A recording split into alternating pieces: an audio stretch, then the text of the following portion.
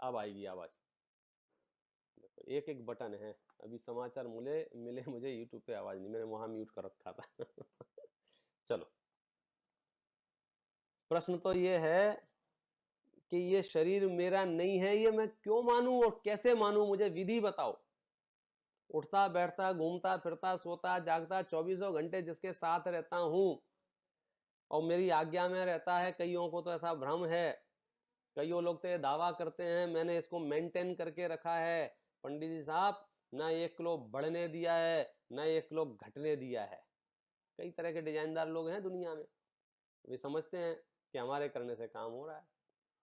तो बात यह है कि सबसे पहली गलतफहमी यही है कि ये शरीर तुम्हारा नहीं है, और हम ये मानने को तैयार नहीं है कि शरीर मेरा नहीं है।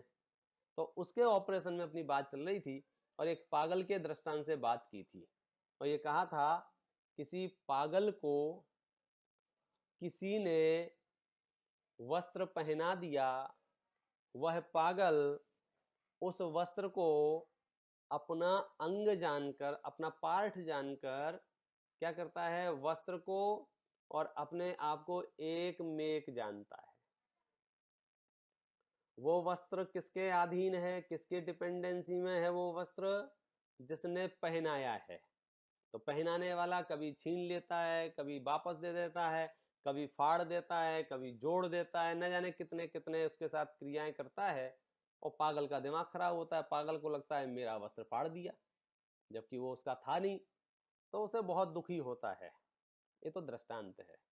यहां बात करते हैं अपन सिद्धांत की। सिद्धांत का वाक्य क्या है, इस जीव को, किस जीव को, अब मैं एक एक का यहाँ जितने भी नाम है ना, नाम नहीं ले सकता हूँ, नहीं तो वो फिर वो बटन दबाओ फिर नाम ढूंढो कौन सुन रहा है, वो सब दिख रहे हैं, तो सब अपना अपना नाम लगा लेना कि भाई किस जीव को, कि इस जीव को। विपुल भाई किसको, मुझे, तो इस जीव को की जगह बोलेंगे मुझे। क्या किया है, कर्मोदय ने शरीर संबंध कराया। अगर ये वाक्य हमारी समझ में आ गया तो समझ लीजिए हम कर्म सिद्धांत के रहस्य तक पहुंच जाएंगे। और आप डेट निकाल सकते हो, फलानी फलानी तारीख को फलाने फलाने समय, उसकी निकल आएगी हिस्ट्री। ये जो शरीर है इसका संबंध किसने कराया, कर्मोदय ने। साइकिल याद है ना, कौन सी, कर्मोदय से शरीर की प्राप्ति, शरीर की प्राप्ति से इंद्रियों की प्राप्ति, इंद्रियों की प्राप्ति से विषयों का ग्रहण, विषयों के ग्रहण से मोहराग द्वेष, मोहराग द्वेष से नया कर्म बंधन, और नए कर्म बंधन से फिर कर्म का उदय, और फिर कर्म का उदय तो शरीर की प्राप्ति। निष्कर्ष क्या निकला कि जिन जिन को कर्म का उदय नहीं है उनको शरीर भी नहीं है। फॉर एग्जाम्पल सिद्ध परमात्मा, वहां कर्म का उदय नहीं है इसलिए शरीर भी नहीं है। तो ये शरीर तो कर्म का दिया हुआ है ना, तो इसकी जो प्रॉपर्टी है वो किसकी है, ये शरीर जो है ये किसकी प्रॉपर्टी है, कर्म की या मेरी। और ये अब किसके अधिकार में रहेगा, अब इसका मोटा होना, पतला होना, लंबा होना, ठिगना होना, काला होना, गोरा होना, आड़ा होना, टेढ़ा होना, जो भी इसके आकार बनेंगे वो किस पे निर्भर करते हैं। गले से जब आवाज निकलेगी वो अच्छी होगी या बुरी होगी, ये किस बात पर डिपेंड है, पता लगाओ ये प्रॉपर्टी किसकी है। तो हम फाइल खोल के देखें, अच्छा सुभग नाम कर्म का उदय होगा तो सुरीली आवाज निकलेगी, सॉरी सुस्वर नाम कर्म का उदय होगा तो सुरीली आवाज निकलेगी, और दुस्वर नाम कर्म का उदय होगा तो कर्कश आवाज निकलेगी। अब कर लो क्या करोगे तुम, हमारे करने से नहीं हो रही हैं चीजें, डिपार्टमेंट हैं, ये पक्षी उड़ क्यों पा रहे हैं। फाइल खोल के देखी जिनवाणी की, अच्छा व्यायो गति नाम कर्म के उदय से जीव में उड़ने की क्षमता पैदा होती है। अब ये सुंदर क्यों दिख रहा है, ये कुरूप क्यों दिख रहा है, सुभग नाम कर्म के उदय से। एक एक प्रकृति काम कर रही है एक एक जगह।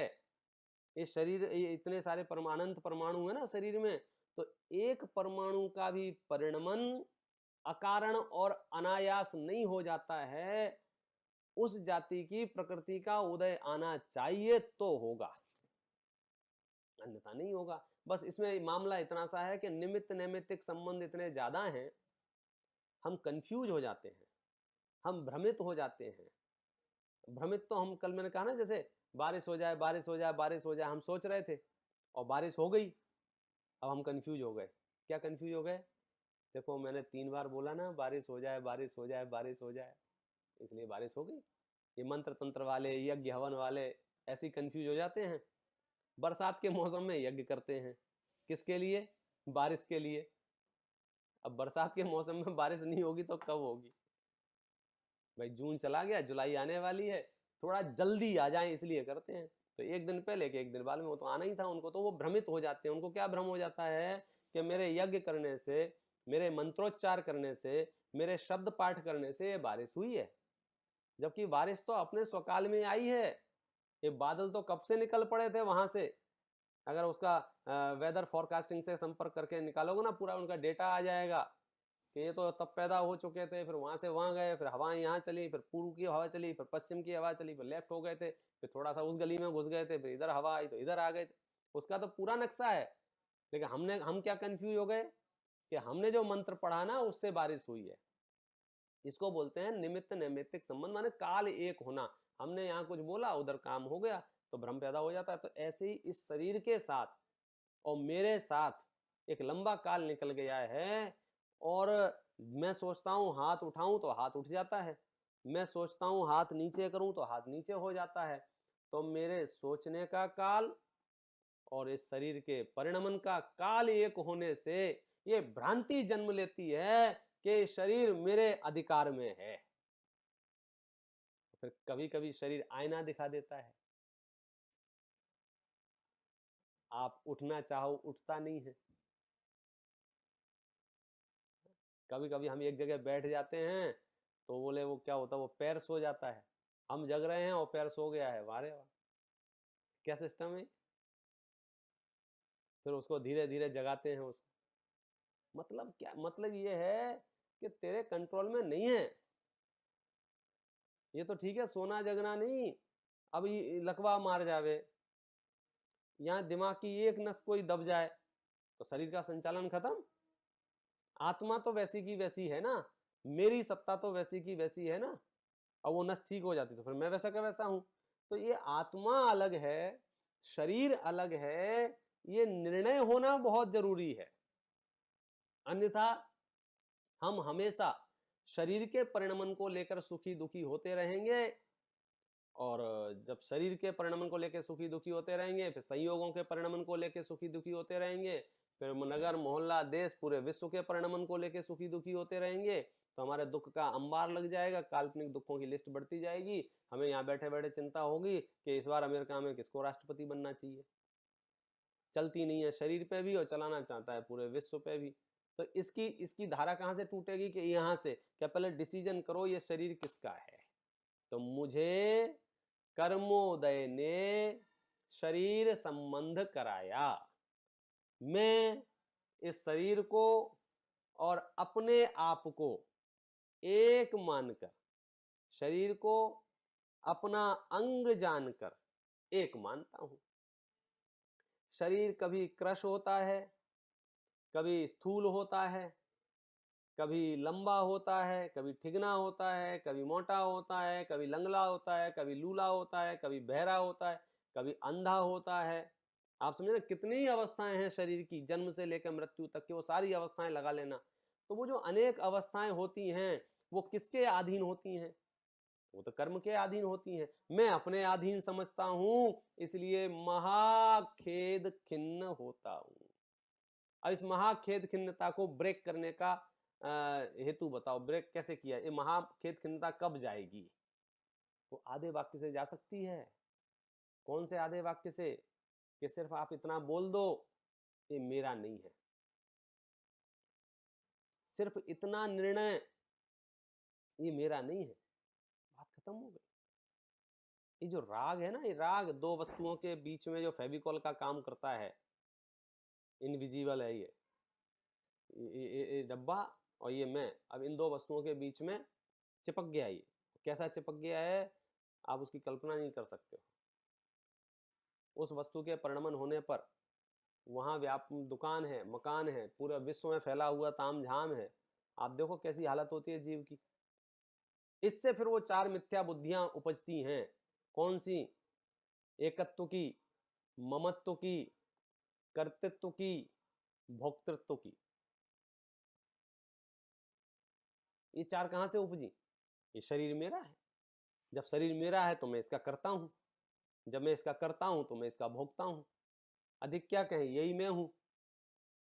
और ये चार मिथ्या बुद्धियों के, यानी ऐसा समझ लो ये जो मिथ्यात्व का महल खड़ा हुआ है वो चार प्रकार की मिथ्या मान्यताओं के आधार से खड़ा हुआ है। और उसकी शुरुआत होती है शरीर से।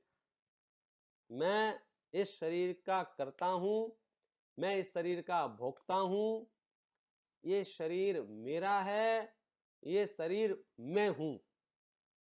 अब जब हम इन शब्दों के व्याख्यान में जाएंगे तो हमें रहस्य मिलेगा। ये शरीर मैं हूं इट मीन्स, और शरीर मेरा है इट मीन्स, इन दोनों में कोई अंतर है क्या? शरीर मैं हूं और शरीर मेरा है। मैं शरीर का करता हूं, मैं शरीर का भोगता हूं। ऐसी चार बातें कही हैं। चार में से पहले की दो की ऑपरेशन करना है मुझे। पहले ये शरीर मेरा है या ये शरीर मैं हूं, बोलो हम क्या मानते हैं? मेरा है ऐसा बोलने में तो बीच में ऐसा लगता है कुछ है डिवाइडर। मैं ही हूं, शरीर ही मैं हूं। मैं ही काला हूं, मैं ही गोरा हूं, जो भी है, मैं ही सेठ हूं, मैं ही पंडित हूं, मैं ही मूर्ख हूं। मुझे तो बहुत समझता है, मैंने शास्त्र पढ़ रखे हैं, मुझे कुछ नहीं समझता है, मैं तो अज्ञानी हूं। यानी शरीर की जितनी अवस्थाएं हैं उन सब अवस्थाओं को मैं अपनी अवस्था मानता हूं। अच्छा, और दुकान को, मकान को, रुपया पैसा को, सोना चांदी को, ये सब मैं हूं या ये सब मेरे हैं? आप कहोगे ये सब मेरे हैं। नहीं भाई साहब, ये मिथ्यात्व बुद्धि का कमाल ये है कि मैं जिसे मेरा कहता हूं सच में उसे मैं ही मानता हूं। विपुल भाई ऐसा नहीं मानते हम कि दुकान मेरी है। हमारे मिथ्यात्व में, हमारे अभिप्राय में, हमारे इंटेंशन में ये बात बसी हुई है कि दुकान ही मैं हूं।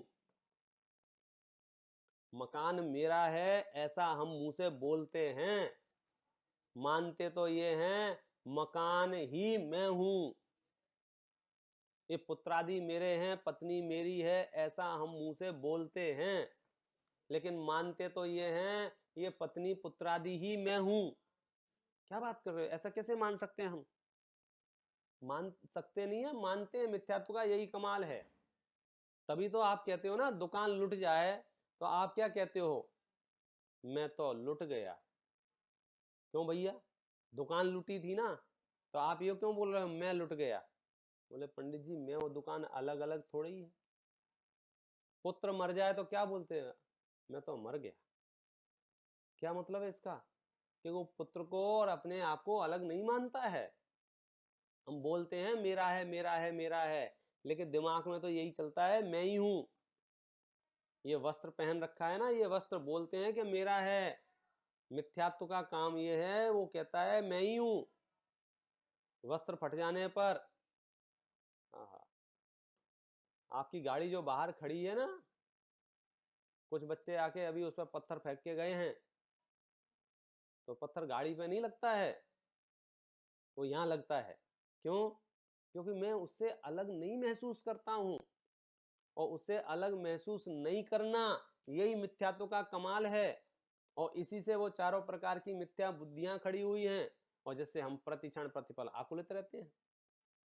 जो हमें छोटी सी चीज लग रही है ना, पूरी दुनिया को क्रोध बहुत बुरा लगता है, बड़ा लगता है, बेकार लगता है। मान, मायाचारी, लोभ, हास्य, ये सब जितने भी विकार हैं, मैं कहता हूं इन सब विकारों का बाप ये राग है, जो दो वस्तुओं के बीच में फेविकॉल का काम करता है।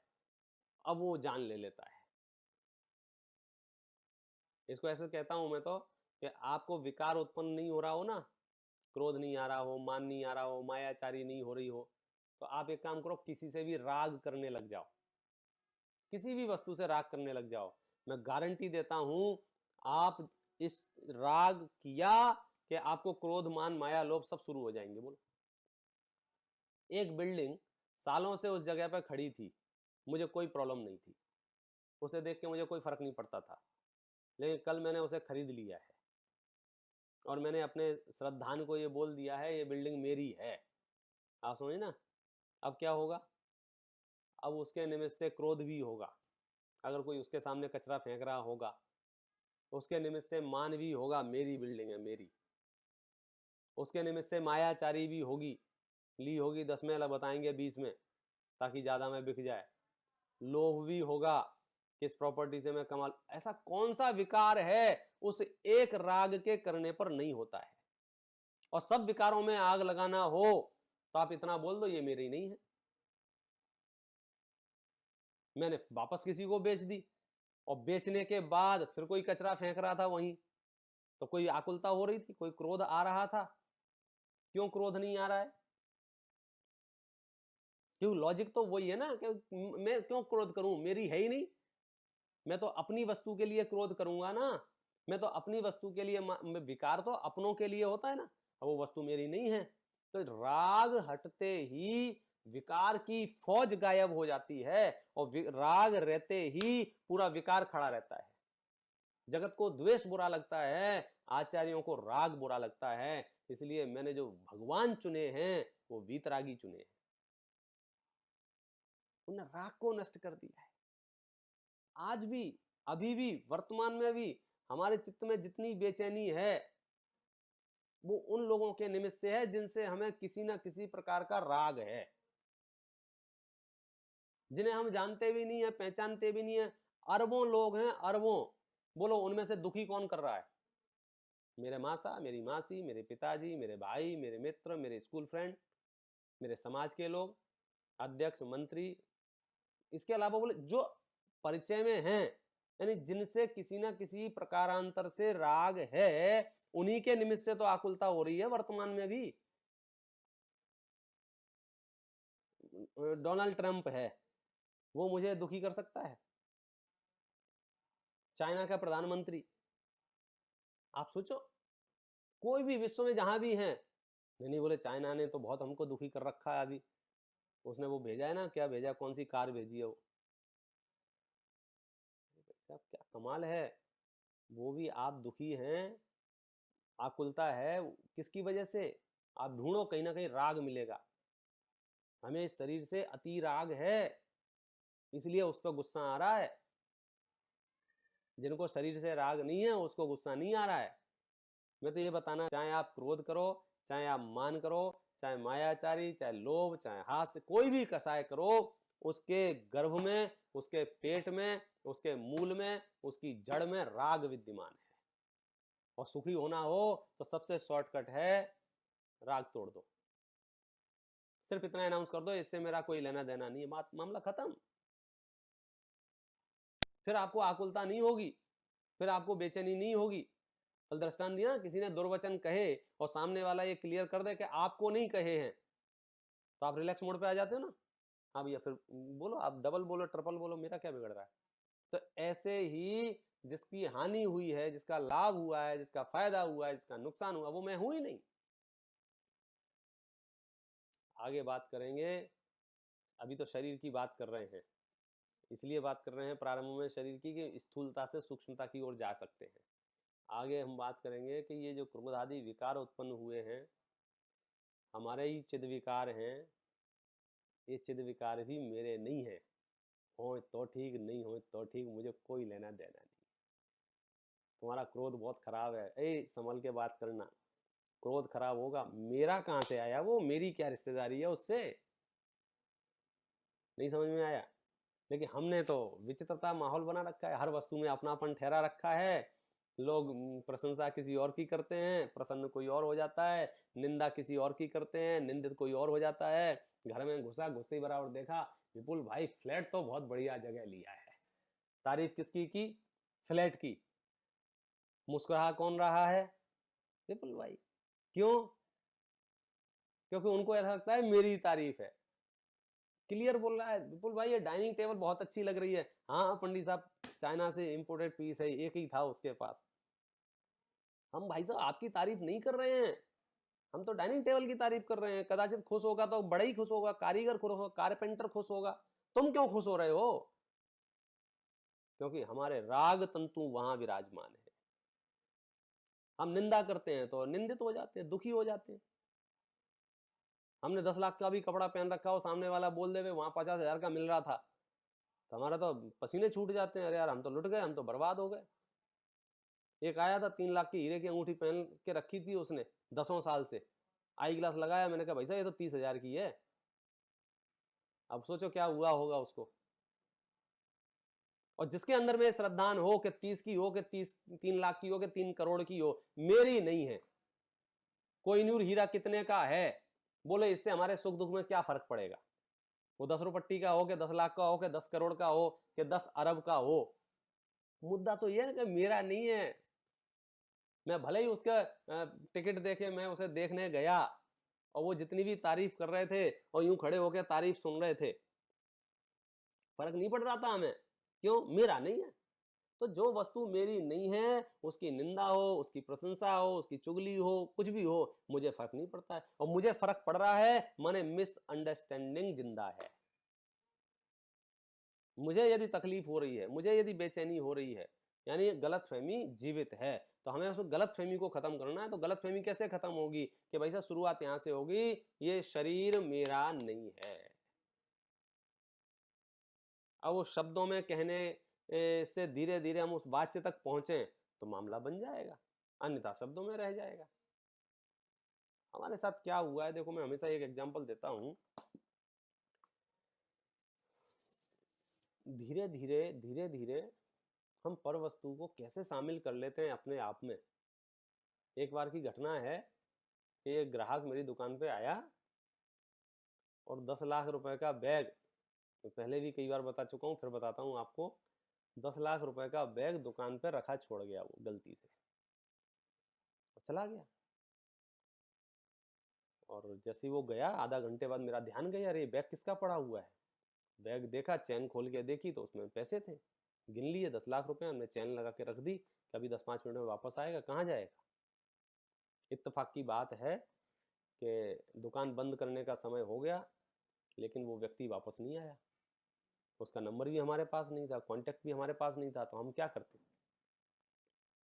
अभी तक मेरा उससे कोई लेना देना नहीं, उस बैग से साइड में रखा हुआ है। अंदर में श्रद्धा ने आएगा तो 2 मिनट में दे दूंगा, कोई सुख दुख नहीं होगा, कोई तकलीफ थोड़ी होगी अगर वो बैग वापस दूंगा तो। सज्जन लोगों को क्या तकलीफ होगी, भाई उसका बैग है उसको वापस दे देंगे। वो नहीं आया, सोचा कहीं अटक गया होगा, किसी कार्य में भ्रमित हो गया होगा, आएगा। आज नहीं आया तो कल आएगा, उसको याद तो आएगी वो कहाँ कहाँ गया था।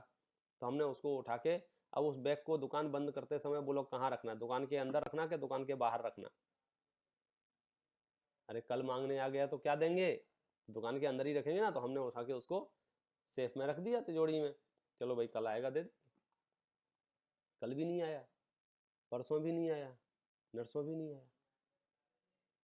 अब या तो रवाना हो गया, बता भी नहीं पाया होगा किसी को कि कहाँ रख के आया, क्या रख के आया, ऐसे समझो इत्तेफाक होते ना इस चीज़ के।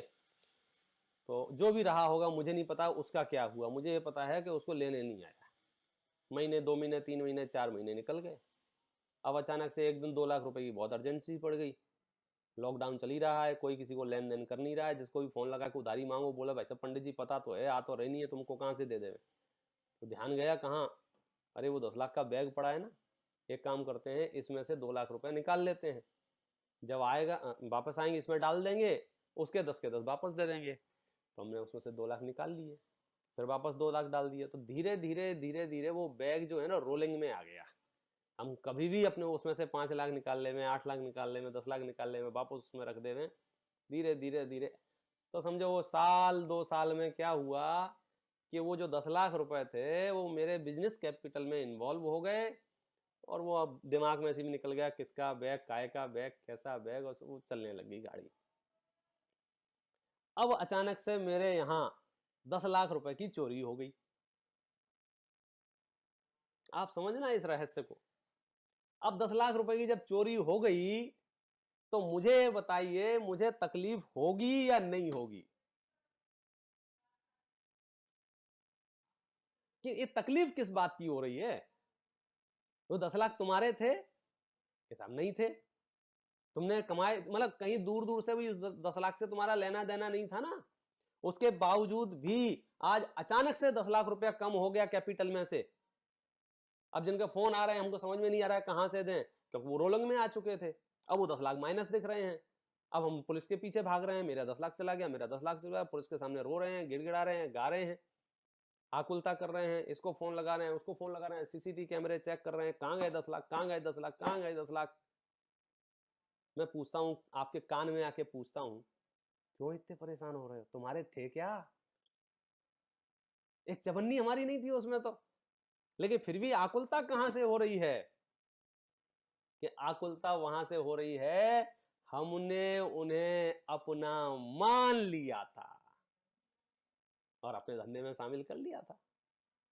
रोलिंग में आ गए थे वो पैसे। तो जब पैसे कैश ज्यादा होता है तो इधर उधर खर्च भी खूब हो जाते हैं। हमने फटाफट से एक गाड़ी खरीद ली, हमने फटाफट से ये काम कर लिया। अब दिक्कत आ रही है जब खो गए हैं तो समस्या कहां से आई है? समस्या उन 10 लाख रुपयों ने पैदा की है या हमने उन्हें अपना मान लिया था, इस मान्यता ने समस्या पैदा की है? बस ये जब हम समझो इस आर्यखंड के भरत क्षेत्र के बंबई नाम की नगरी में जहां जहां भी जो पैदा हुआ है वहां जन्म लिए, तो कोई ये शरीर रखा छोड़ गया, कौन? कर्म।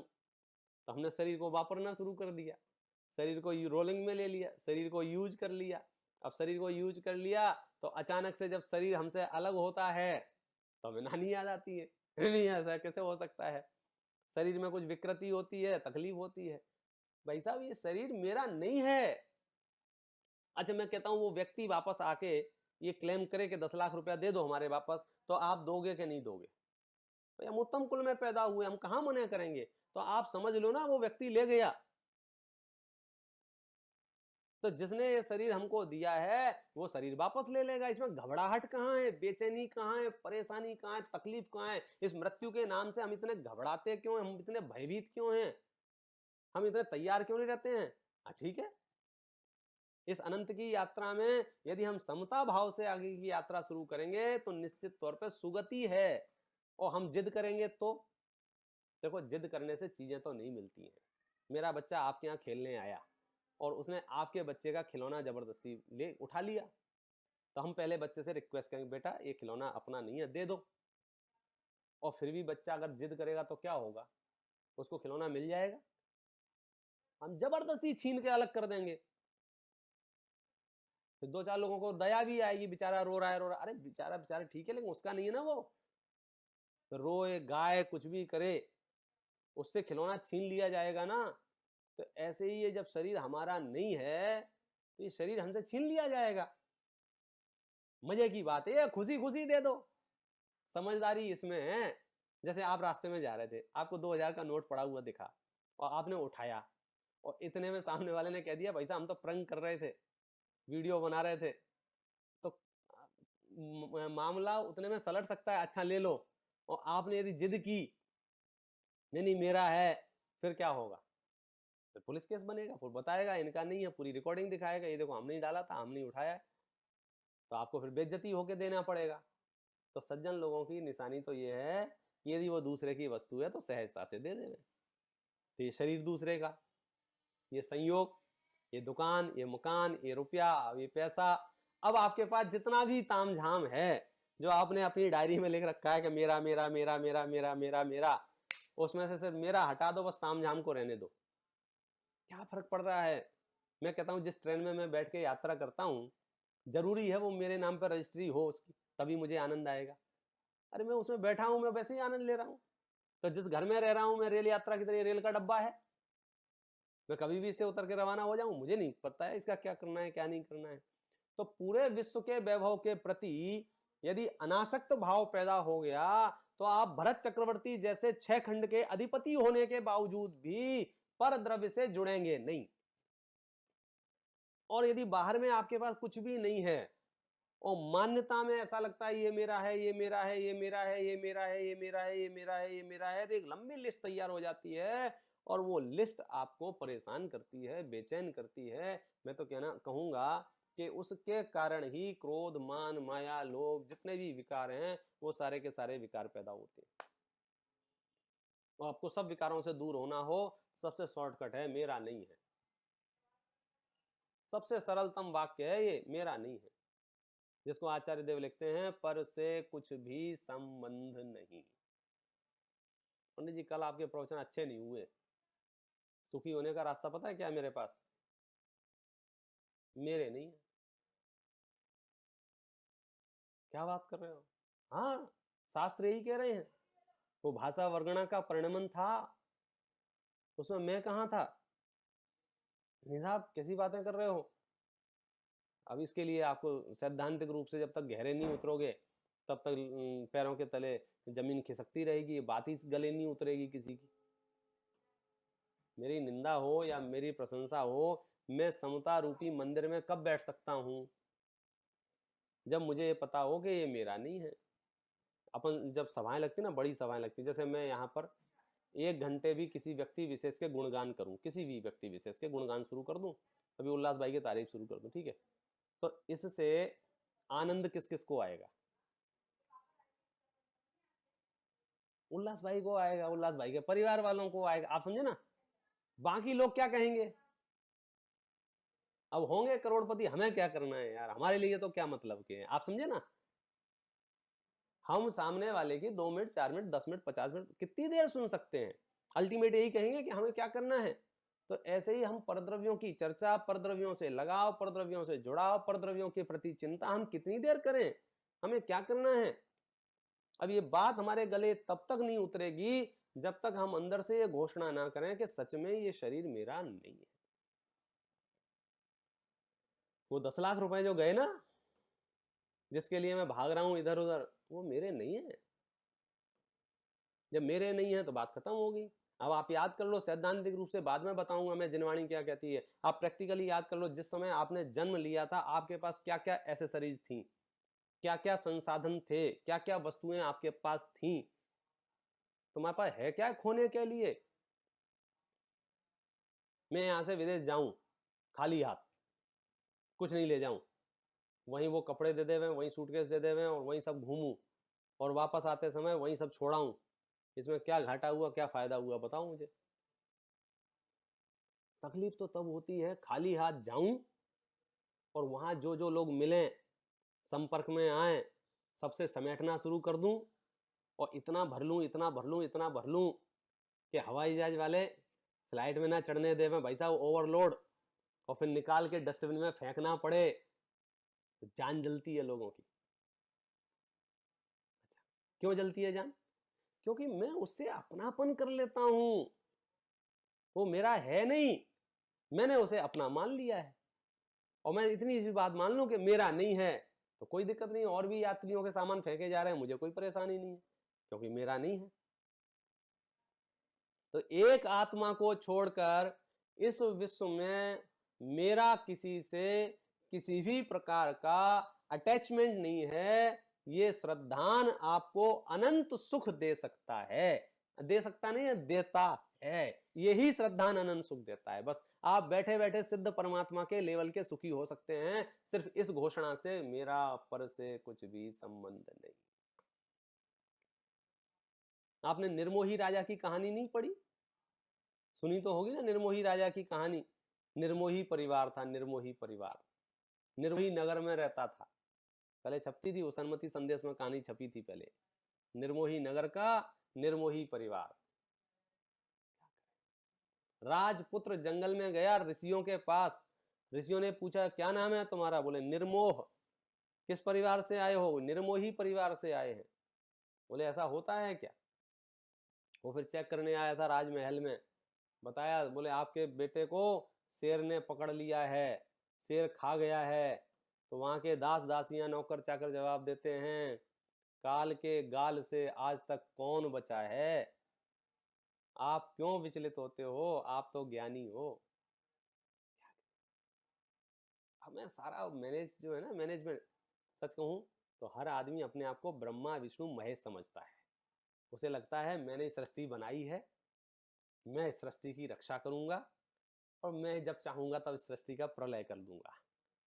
तो हर आदमी के अंदर जो छिपे हुए ब्रह्मा विष्णु महेश हैं, उसको यदि खत्म करना है तो उत्पाद व्यय द्रव्य की व्यवस्था समझनी पड़ेगी। उत्पाद ब्रह्मा है, व्यय महेश है, द्रव्य विष्णु है। ये चर्चा युगल जी साहब ने की है, नहीं तो आप मेरे नाम पे बिल फाड़ दोगे बाद में कि पंडित जी क्या बता दिए। इसके अलावा कुदरत में क्या है, पर्याय उत्पन्न हो रही हैं, पर्याय नष्ट हो रही हैं और द्रव्य स्थित है। बस यही हमारा ब्रह्मा विष्णु महेश है। इसके अलावा परद्रव्य में कर्तृत्व हमारा चलता नहीं है, परद्रव्य में हस्तक्षेप हमारा चलता नहीं है। लेकिन हमें हर जगह मुंडी फंसानी है, हर जगह विकल्प करने हैं। हम तो छत पे बैठ जाते हैं, नीचे कोई गधा घास खा रहा है तो हम ऊपर से बैठ के गए ये गधा घास क्यों खा रहा है, दूसरी चीज क्यों नहीं खा रहा है। अरे तुझे क्या करना है यार, पूरी दुनिया में जो विश्व परिणमन हो रहा है उसका ज्ञाता दृष्टा रहना, कि कुछ तो बताओ हमें करने के लिए कि ये बहुत बड़ा काम है। क्या ज्ञाता दृष्टा रहना, जो हो रहा है उसको जानन जानन जानन जानन जानन जानन जानते रहना जानते रहना जानते रहना, ये बहुत बड़ा काम है। अब ये हमें काम समझ में नहीं आता है, हमें मंत्र तंत्र चाहिए पढ़ने के लिए, हमें अवलंबन चाहिए कुछ ना कुछ, हमें ढोल नगाड़े पीटने, हमें जुलूस निकालने, हमें हा हू करना है। हमको ये समझ में नहीं आ रहा है कि तीर्थंकर महावीर हाथ पे हाथ रखकर अनंत काल तक बैठे रहेंगे और अनंत सुख का वेदन करते रहेंगे। हमें लग रहा है कि हम बाहर में जब तक कुछ उठा पटक नहीं करेंगे तब तक हमारा काम नहीं बनेगा। और जिनवाणी ये कह रही है हाथ पे हाथ रखे ऐसे, करना कुछ न रहा जैसे। तुम्हारे पास कौन सा पेंडिंग काम है बताओ ना। तीर्थंकर महावीर के पास तो काम खत्म हो गए थे और तुम्हारे पास बचे हैं। भाई यही तो चक्कर है, इसलिए हम भटक रहे हैं और वो मजे ले रहे हैं सीधे सलाह में। नहीं तो किसी जमाने में हम और वे साथ साथ घूमते थे, साथ साथ खेलते थे, साथ साथ खाते पीते थे। साथी सारे जगे मैं न जागा, मेरे जितने साथ के थे सब जाग गए, दीक्षा लेके मोक्ष चले गए। हंस का रूप था पानी गंदा पिया बन के कागा, साथी सारे जगे मैं न जागा। हिस्ट्री उठा के देख लो, आदिनाथ भगवान के खानदान में भी कहीं ना कहीं लिस्ट में पढ़ा होऊंगा मैं, उनके राशन कार्ड में भी नाम लिखाया, आदित्यनाथ के राशन कार्ड में भी नाम लिखाया, संभवनाथ के राशन कार्ड में भी नाम, हर राशन कार्ड में अपनी उपस्थिति दर्ज कराई और वे सब मोक्ष में चले गए, हम यहाँ भटक रहे हैं।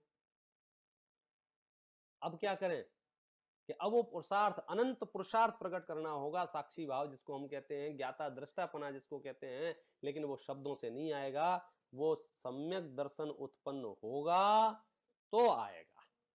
और सम्यक दर्शन की शुरुआत यहां से होगी कि मैं कौन हूं, मेरा स्वरूप क्या है, ये सच्ची जानकारी मुझे मिले। और जैसी जानकारी मिले सच्ची, वैसा श्रद्धान में करूं कि मैं आत्म तत्व हूं, शरीर आदि में नहीं हूं। जब शरीर से ही मेरे को भिन्न कर दिया तो मुझे ये समझाना नहीं पड़ेगा कि मकान में नहीं हूं, दुकान में नहीं हूं, रुपया पैसा में नहीं हूं, सोना चांदी में नहीं हूं। जब शरीर ही में नहीं हूं तो फिर अन्य वस्तुओं की क्या बात कहें। जैसे चर्म दूर करने पर तन में रोम समूह रहें कैसे, चमड़े को जब अलग कर दें हम शरीर से तो उसमें रोए नहीं बच सकते हैं। ऐसी शरीर से ही मैं भिन्न अनुभव करता हूं तो बाकी परद्रव्यों से तो भिन्न अनुभव करता ही करता हूं। अब और एक कदम आगे की बात कि शरीर से तो मैं भिन्न हूं, लेकिन ये क्रोध, ये मान, ये मायाचारी, ये लोभ, ये हास्य, ये रति, ये अरति, ये शोक, ये भय, ये जुगुप्सा, ये सब तो मेरे अंदर ही पैदा होते हैं ना। तो ये तो मेरे हैं या नहीं है, मैं इनसे कैसे भिन्न अनुभव कर सकता हूं, इसकी बात आगामी सत्र में चलेगी। ओम नमः